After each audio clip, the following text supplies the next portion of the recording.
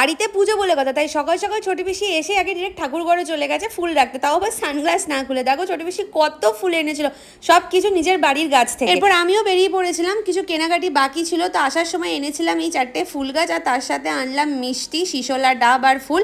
তারপরে রান্নাঘরে গিয়ে দিকে অলরেডি মা আর ছোট পিসি রান্না করা স্টার্ট করে দিয়েছে, ভাজাভুজি তো অলমোস্ট হয়েই গিয়েছিল। দেন আমিও স্নান টান করে রেডি সেডি হয়ে গেছিলাম। তোমরা দেখতেই পাচ্ছ, শুধু নিজে সাজুগুজু করলে তো হবে না, ঠাকুরদেরকেও রেডি করাতে হবে। তাই সত্যনারায়ণ বাবা, মা লক্ষ্মী আর গোপু কি করে বাজায়, গোপুকেও রেডি করে নিলাম। দেন হালকা ফুলকা একটু ঠাকুর ঘরটাকেও সাজিয়ে নিয়েছিলাম। কেমন লাগছে তোমরা অবশ্যই আমাকে কমেন্ট করে জানিও।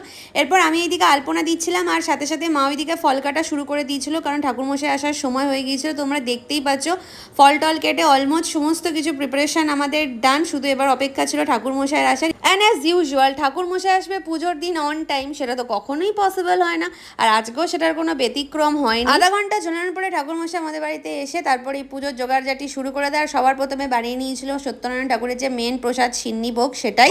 দেন আমার বাড়িতে পুজো শুরু হলো।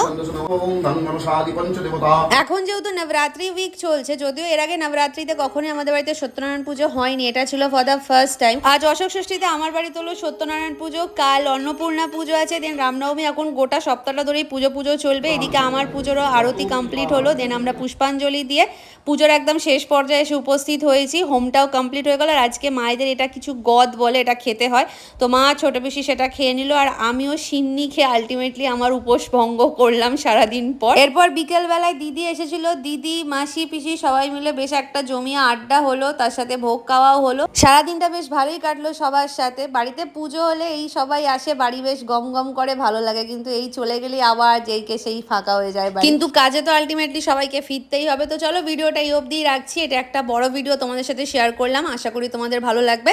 দেখা হচ্ছে নেক্সট ভিডিওতে, বাই।